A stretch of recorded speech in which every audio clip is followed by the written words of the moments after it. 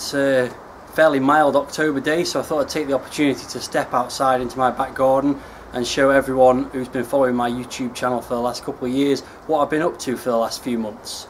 As you know, I've not been doing much of the Mastertronic Chronicles, and behind me is the reason why. This story all started back in February, where we decided to have our back garden redeveloped and have a new garage built. Or is it a garage? Well, actually it is a form of games room, which we'll get onto soon enough. So let's go back to February and show a little bit of amateur time-lapse footage of the games room and the garden being built, and also a bit of the decorating inside.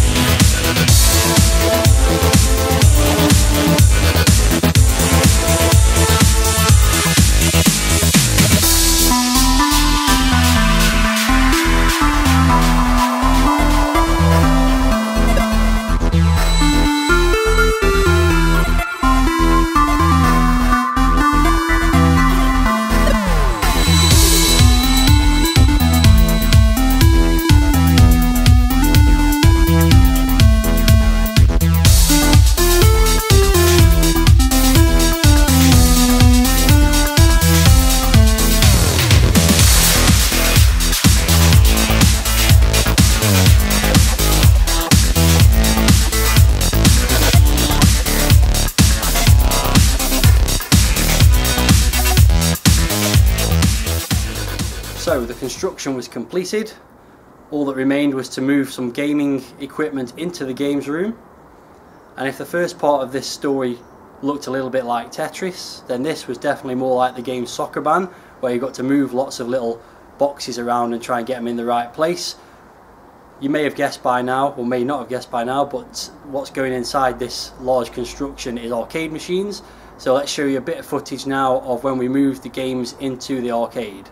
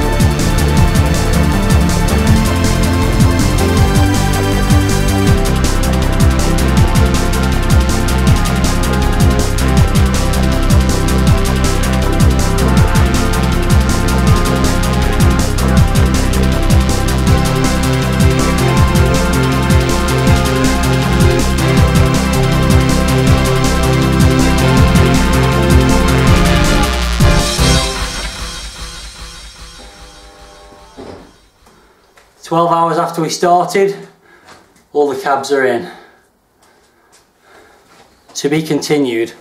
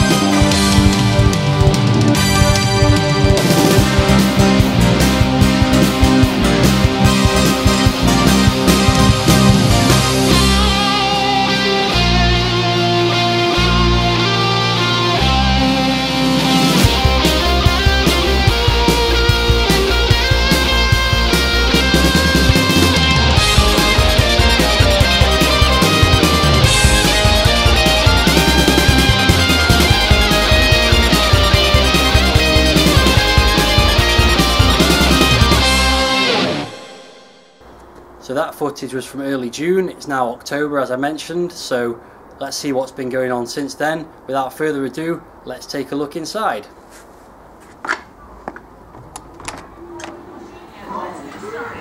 So, welcome to the arcade. First things first, before we look at the machines, here's the Hall of Fame, where we record the scores for some of our favourite games, and the high scorers, of course. You'll see my name on there a few times. So let's have a quick pan around the arcade quickly.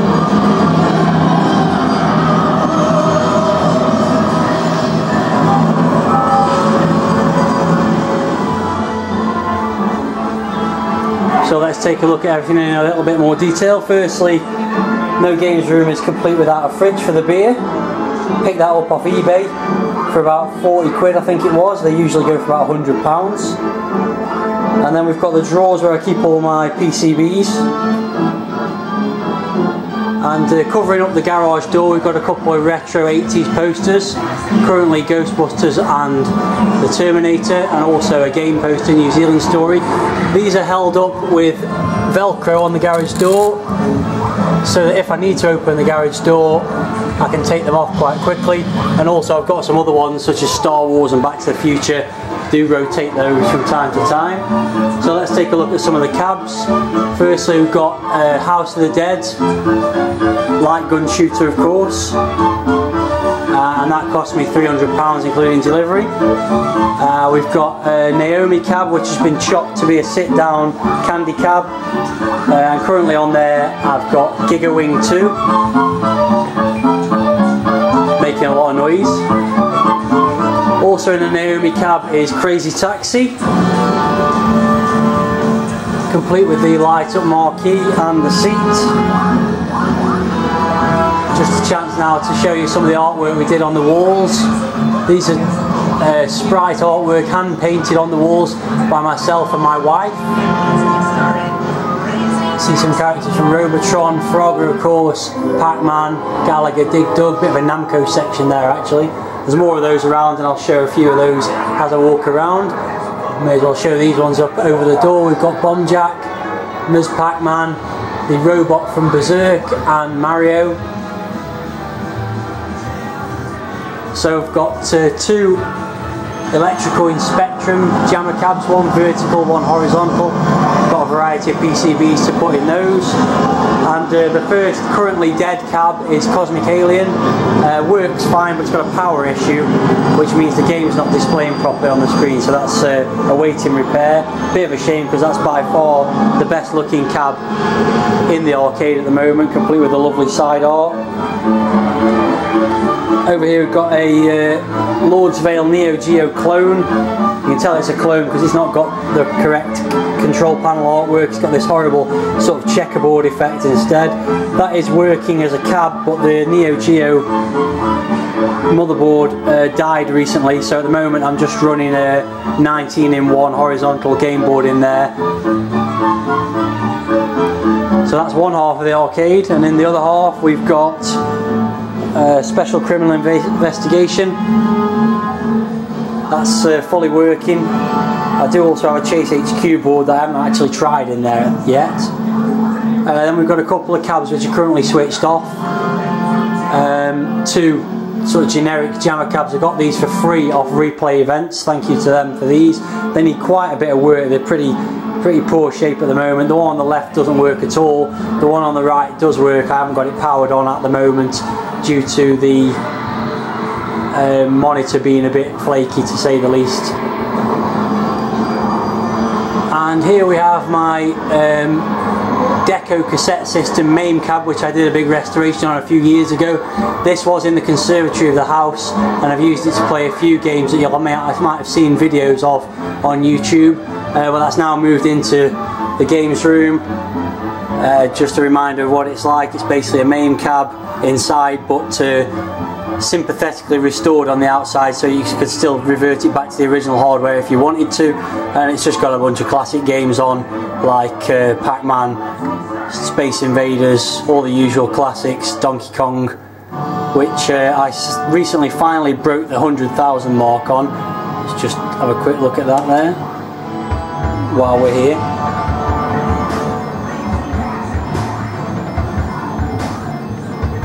There you can see it, 113,400.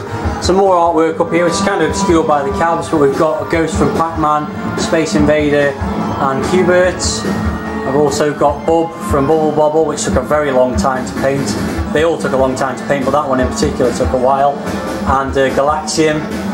And in the corner here, another out of order cab at the moment is Exidy Crash. This came from the raid on the Duke of Lancaster, the fun ship in North Wales, a couple of years ago. If you've seen that, any footage of that or details about it on forums, that came from there, so that's going to require some restoration.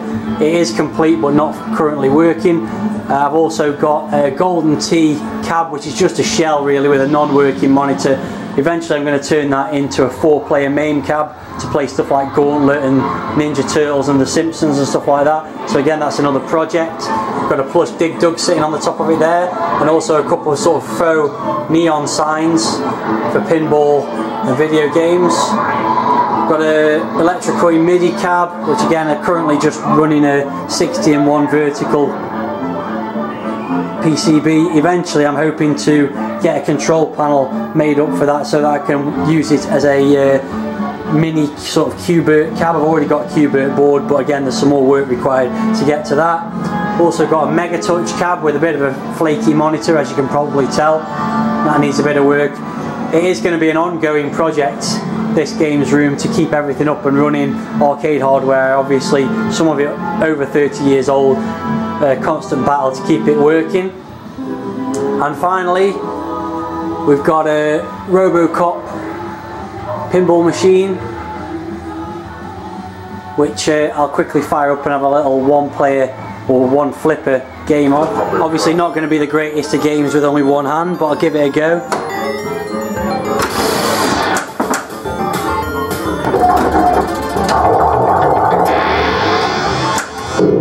There goes one ball. You get an idea. Charles, you are under arrest.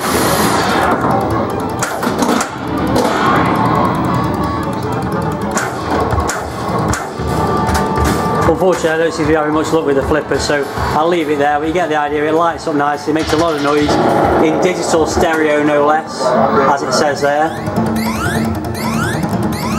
So that's the games room as it stands. Obviously still work to be done on it.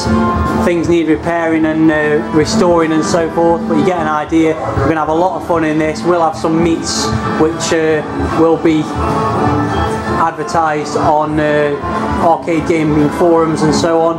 Maybe even set up a Facebook page for it at the moment. The one thing I didn't mention is it will eventually have a name, and there will be a sign up here between the two neon style signs. I'm not going to give that away just yet.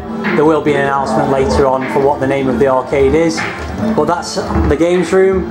The project's virtually complete apart from ongoing maintenance.